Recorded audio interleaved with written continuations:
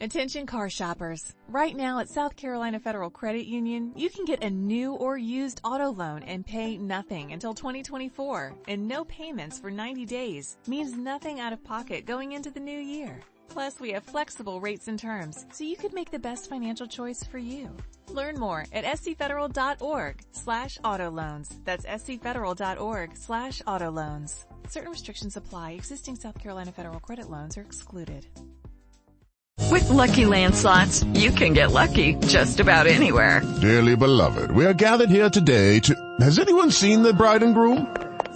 Sorry, we're here. We were getting lucky in the limo and we lost track of time. No, Lucky Land Casino, with cash prizes that add up quicker than a guest registry.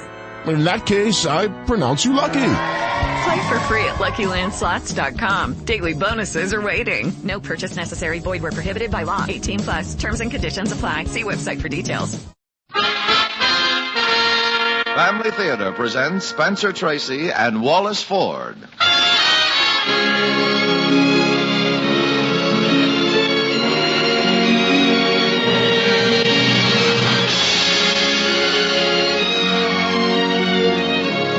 From Hollywood, the Mutual Network, in cooperation with Family Theater, brings you Joppe the Juggler, with Wallace Ford as Joppe. To introduce the drama, your host, Spencer Tracy.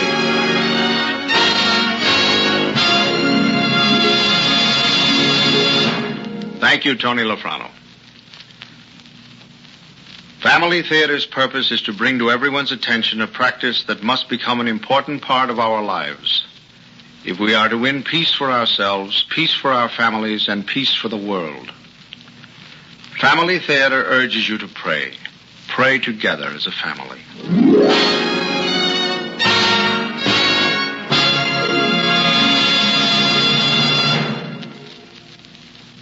Tonight, Family Theater takes great pleasure in presenting Joppe the Juggler, starring Wallace Ford as Joppe.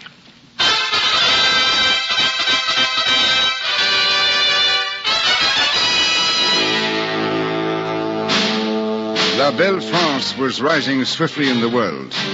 Louis XI, the Spider King, was spinning the final strands of his web. He had defeated Charles the Bold, had absorbed Burgundy, Anjou, Maine, and Provence. The power of France was consolidated.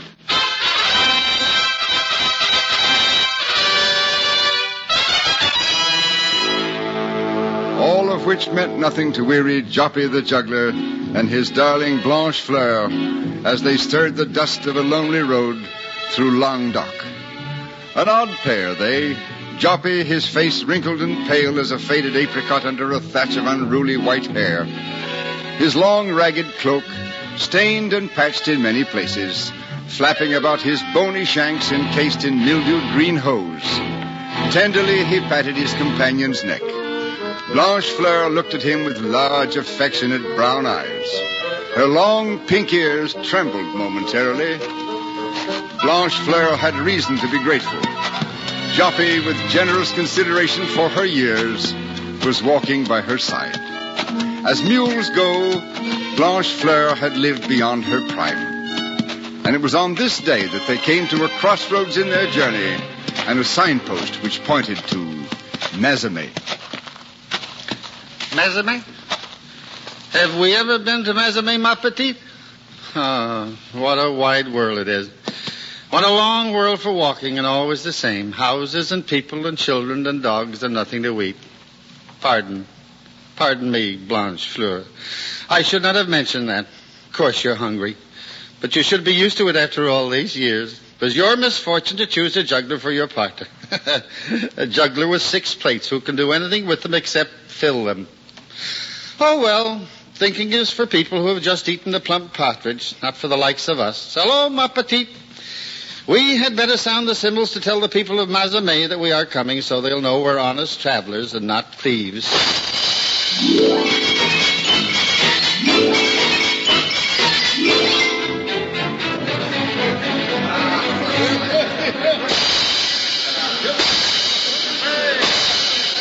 Attend closely, my dear friends. I am Joppe the Juggler, known throughout the world for my magic fingers. I will show you wonders you will not believe in, with only 6 plates. These 6 plates, which I throw into the air one at a time, always 2 in my hands and 4 in the air. Watch them closely. Do you see that? Do you see what I see? A loaf of bread, a larded capon, a broiled sturgeon, a cheese tart, and a sizzling pork. And wash them all down with a fine wine spiced with cinnamon and ginger. Oh, what a juggler. I'd like to see you try it with some of that fine wine you mentioned. Just hand me 6 bottles filled, and I promise not to lose a drop. What else have you got in your bag of tricks, eh? I can dance, do cartwheels, backflips. Oh, come on, Marie. We've seen all this before. Come back, my friend. I, too, can do magic. If that is what you wish. See here. Here is my cap, empty. Now watch. Nothing in my hands, and yet here is a rock. Rock? Why, Fabian produced rabbits and ducks and even a small dog. Oh, 6 empty plates and 1 rock. We have plates in our own cupboards and rocks in our...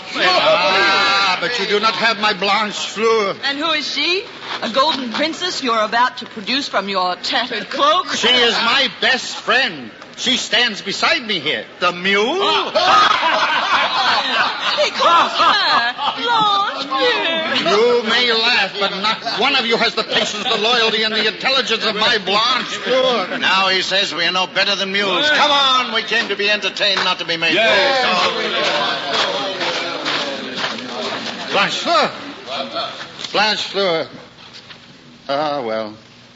So, Mazame did not like us. Perhaps the next village will. And on the way, who knows, we may find a farm where we can work for our supper. Heads up, my petite, and have faith.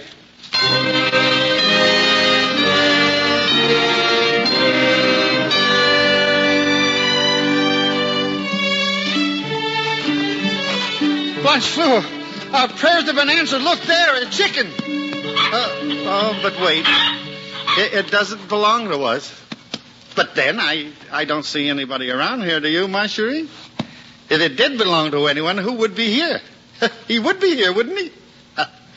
Surely this must be a gift of God. But then how can I be sure? I know. If I can catch it, then it must be so. If I can't, so be it. That way my conscience will be clear. Oh, well, we shall see.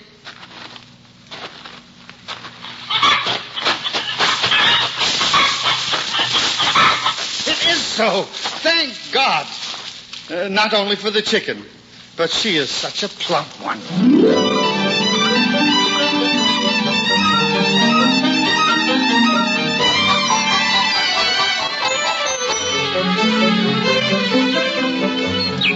Ah, Blanche Fleur. How different the world looks now. This is truly a most beautiful country. Look. A stranger beckons us ahead. He must have more good news for us. I told you, Blanche Fleur, the sun is shining on us today. He is a man of God. That bids well. Good day, Father. Good day, my son. You've been waiting for us, Father? Oh, you? I know.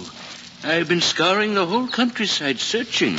Oh, perhaps I can help if you tell me what you are looking for. I raised her myself, fed her myself. She was to be a surprise for the Abbey, and today of all days she is missing. Then we shall find her for you. What does she look like, Father? Well, she was plump, all red, with one round spot of white on her back. And her name, Father? Name? Oh, she had no name, my son. We do not name hens. She was a hen? My favorite. Why, I fed her only the finest of corn. Did you say she was all red with a spot of white? Yes. Have you seen her? Well, yes. The truth is, yes. But good. Where is she? Father, there is nothing I would rather do than to lead you to your favorite hen, but alas, this is now impossible. Why? I ate her. Oh, but she was not yours to eat. But Father, when I saw her, I did not know that she was not mine to eat. Nevertheless, she was delicious. If I could return her to you, I would. I would even try to forget how delicious she was. I would willingly become hungry again. But alas, I cannot undo my sin. I'm glad you're not angry, Father, but could you tell me what is so funny about such a tragedy? I confess I was slightly exasperated at first, but my son, to what better purpose could I have prepared a fat hen than to feed a hungry man? Well, thank you, Father, but that doesn't make me feel much better about what I did. I should have asked someone before I took such rash liberties with what wasn't mine. I'm just a poor juggler who knows a few tricks of magic, but none which can reproduce your hen. But with the strength she has given me, perhaps I can repay you a little for the first full supper I have had in many a year. Well, my son, I have already been repaid. Please, Father, there must be something I can do at the monastery. Unless there is, that hen will lie like a stone on my stomach. Well, if it will make you feel better, I am the monastery cook. The potatoes in my kitchen do multiply far faster than my hands can peel them. Good, Father. You have made me feel better. Oh, Father, a question. Have you any idea how many potato peelings it will take to atone for my sin? I am a good cook, my son, and I could tell you what it takes to make a tasty broth. But yours is a question which only the Lord himself can answer.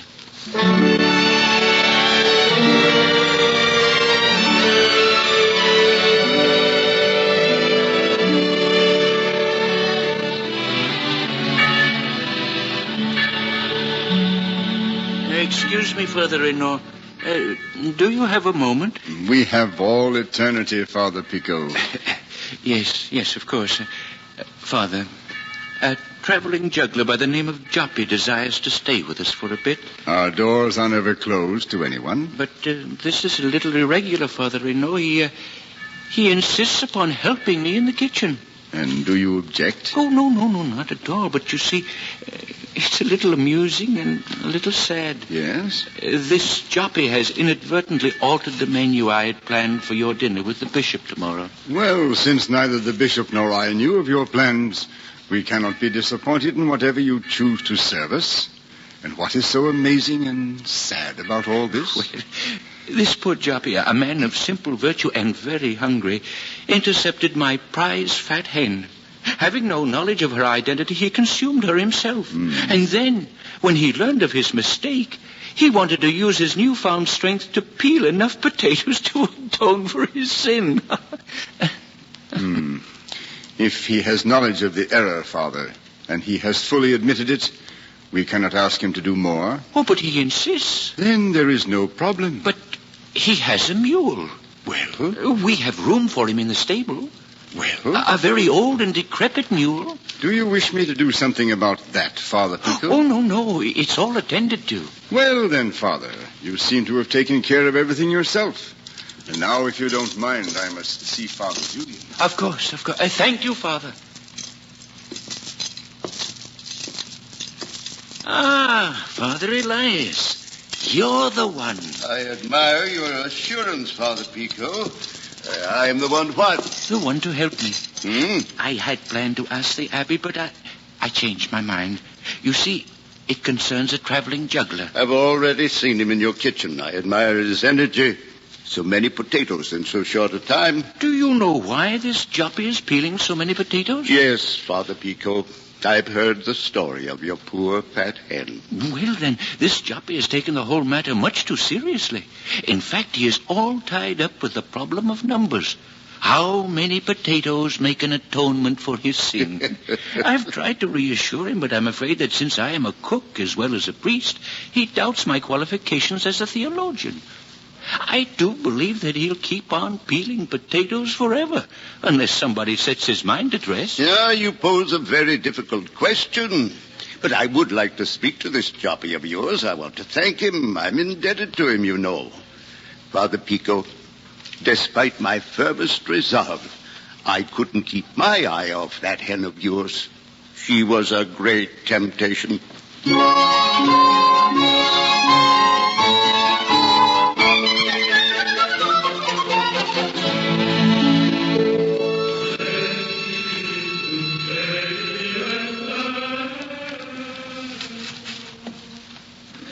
Listen, Blanchefleur. Isn't it beautiful? Oh, if only I knew what it all means. Why is it that in all of our travels we never learn Latin? And, well, you got your sack of oats, didn't you? Just as I promised. And this fine stable. And what a mystery this is. I eat the priest's hen, and you get your oats, and I get a bed with a blanket, and I eat 3 times a day. But now, they tell me I don't have to peel any more potatoes. I'm afraid to tell them that I don't want to stop. For that would mean that we would have to go.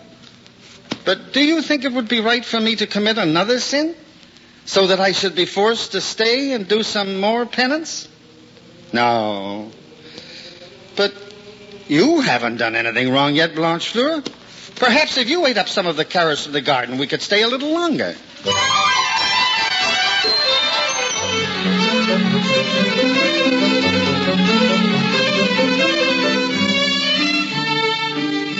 Father Pico. Yes, Joppe? Alas, I have some good news for you.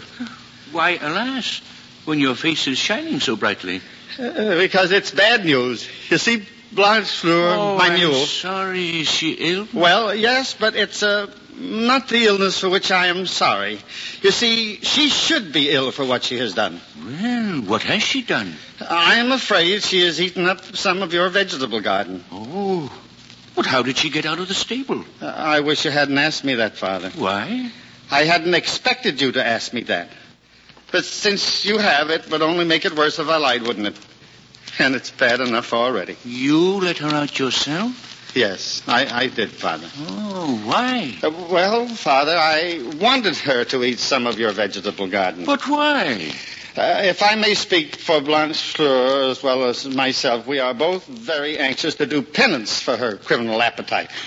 You couldn't think of any other way of staying with us? No, Father. Blanchefleur and I don't belong here except to make amends for things we do wrong. Well, my friend, that is why we're all here, to make amends.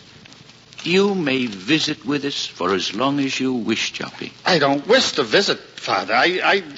You don't visit when you're home. Oh, well, then there is no problem at all. But there is. And I'm too old ever to solve it.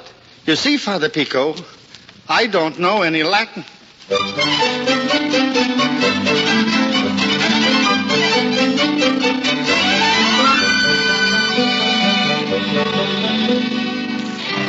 Father Pico, in all the years I've known you, I've never seen your kitchen in such good order. Oh, I cannot take credit for the neatness of my kitchen, Father.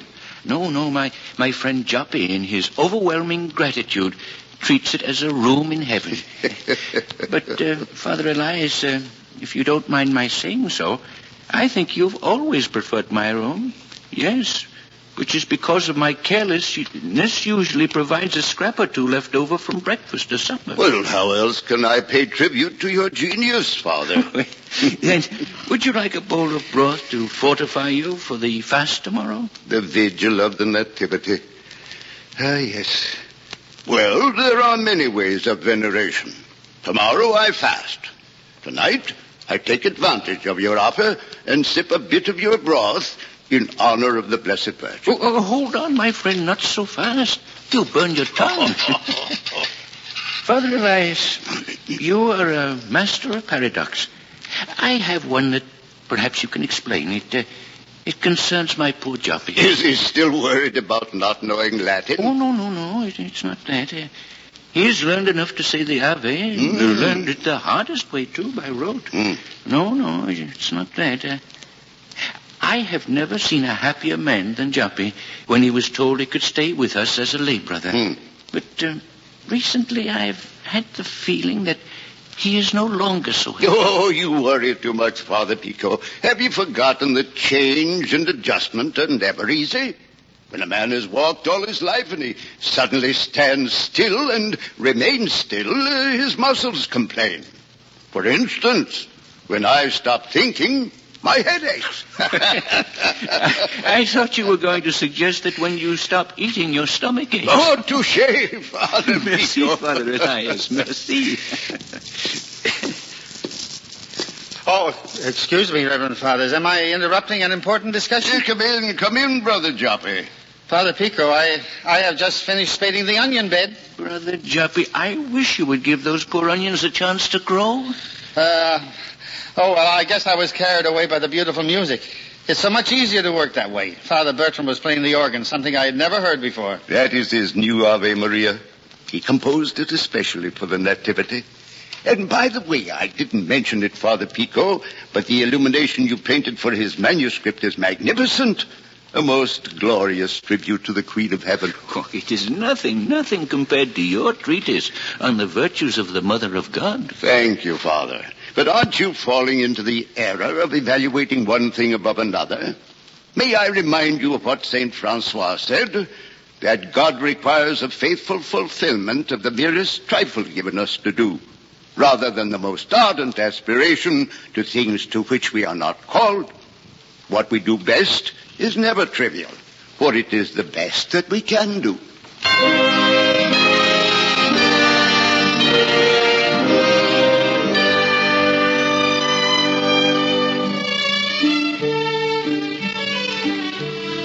Ah, Blanchefleur.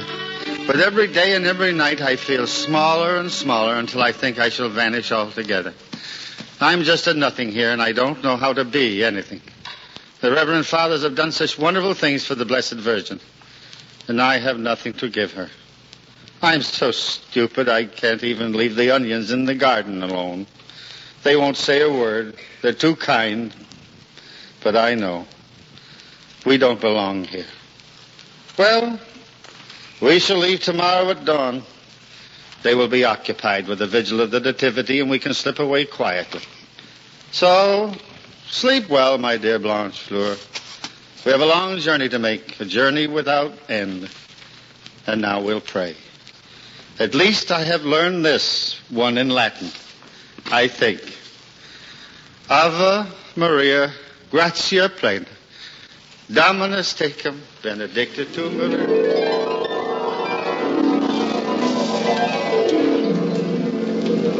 I wish you would give the onions a chance to grow. God requires the faithful fulfillment of the merest trifle given us to do. Leave the onions alone. A glorious tribute to the Queen of Heaven. The best that we can do is the best that we can do. What did you say, Blanchefleur? No, it wasn't you. It was Father Elias. It was he who said it. Of course. Why didn't I think of it before? The best that we can do. Blanchefleur, before we leave tomorrow, I must do my best.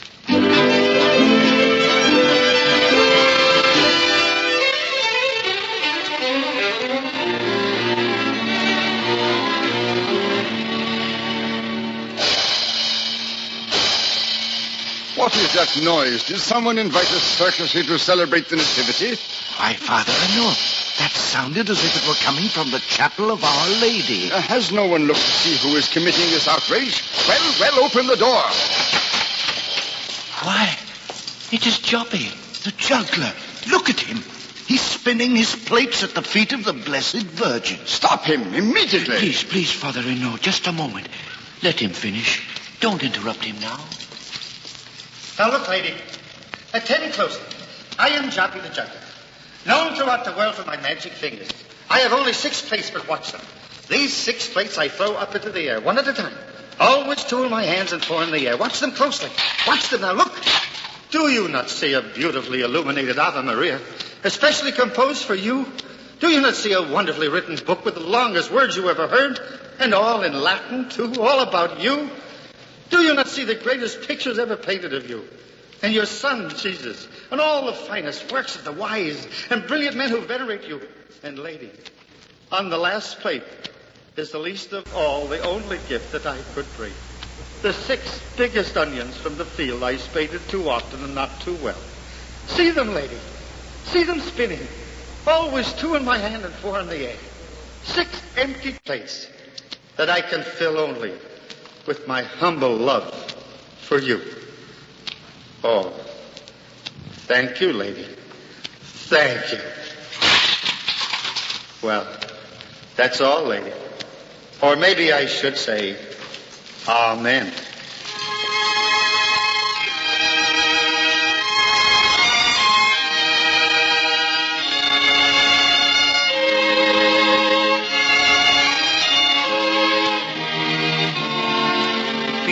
doubt he is a good man, Father Reno. He meant no harm. I know, Father Pico. You have told me before about this Joppe the Juggler. It was the only way he knew how to show his devotion. It was the best he could do. Yes, truly, blessed are the pure in heart, for they shall see God.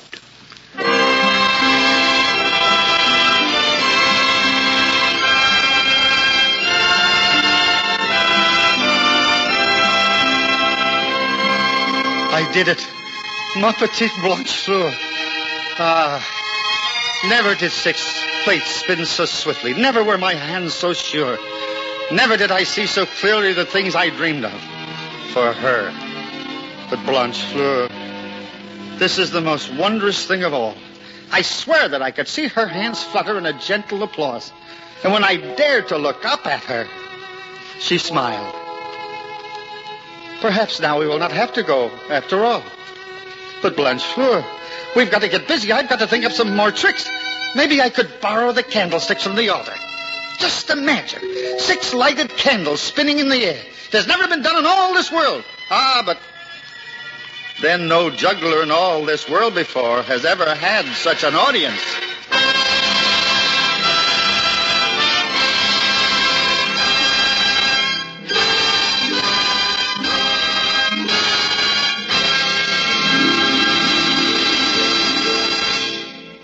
This is Spencer Tracy again. To keep a luncheon appointment, I walked into the office of a business friend the other day and found that on his work pile desk he had one of those little signs that you too, no doubt, have often seen on desks or walls, especially in business establishments. Each sign has one big printed word, think. While waiting, I read the newspaper. And when he was about ready to join me a few moments later, I jabbed a forefinger at several news stories assortedly dated Washington, Korea, Moscow, and Berlin, and said, more or less to start conversation, Joe, from the mess the world's in, we'd better change signs like this one to another word, pray.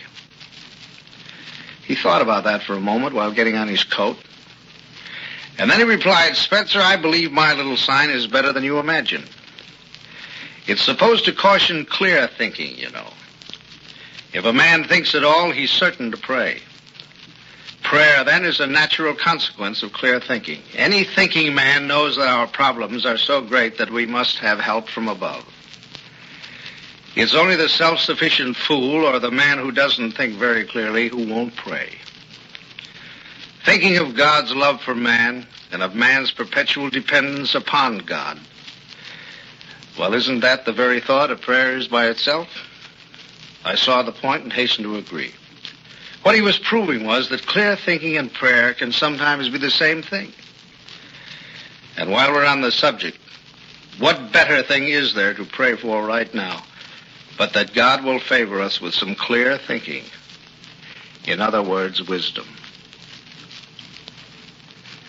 And my friend added another thought that's been running through my mind ever since. Abe Lincoln, he said, used to tell his associates that when his cares in the White House got so heavy that he didn't know what to do, he always went to his knees because there was nowhere else to go. Once again, family theater reminds you, the family that prays together stays together. More things are wrought by prayer than this world dreams of.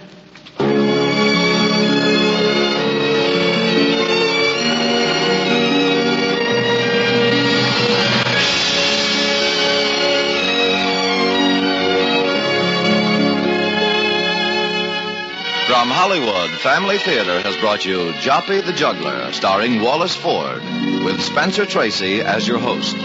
Others in our cast were Francis X. Bushman, May Clark, Herb Rollinson, Bill Johnstone, and Tudor Owen. Our story was adapted by Milton and Barbara Merlin from an old French legend. Music was composed and conducted by Harry Zimmerman. The program was directed for Family Theater by J.F. Mansfield. Portions of tonight's program were transcribed. This series of Family Theater broadcasts is made possible by the thousands of you who felt the need for this type of program, by the Mutual Network, which has responded to this need, and by the hundreds of stars of stage, screen, and radio who have so unselfishly given of their time and talent to appear on our family theater stage. To them and to you, our humble thanks. This is Tony Lafrano expressing the wish of Family Theater that the blessing of God may be upon you and your home, and inviting you to be with us Sunday at 10 p.m. New York time for the Joyful Hour with Bing Crosby and his 4 boys and a host of stars. And join us next week at this same time when Family Theater will present Loretta Young in Charles Tazwell's beautiful story of The Littlest Angel. Join us, won't you?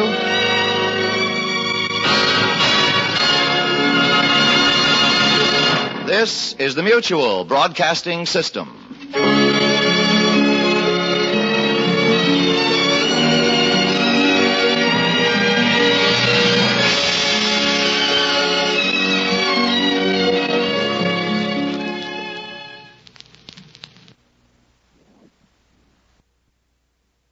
It is Ryan here, and I have a question for you. What do you do when you win? Like, are you a fist pumper, a woohooer, a hand clapper, a high fiver? I kind of like the high five, but if you want to hone in on those winning moves, check out Chumba Casino. At ChumbaCasino.com, choose from hundreds of social casino-style games for your chance to redeem serious cash prizes. There are new game releases weekly, plus free daily bonuses, so don't wait. Start having the most fun ever at ChumbaCasino.com. No purchase necessary. VGW. Void where prohibited by law. See terms and conditions. 18+. David's Bridal, where brides and bridesmaids get fabulously dressed. We let our friends pick out what we wear, show off our dance moves, obsess over every little detail, hold your hand through it all, smile bravely when it's time to let go, make your dreams come true. The things we do for love, only at David's Bridal.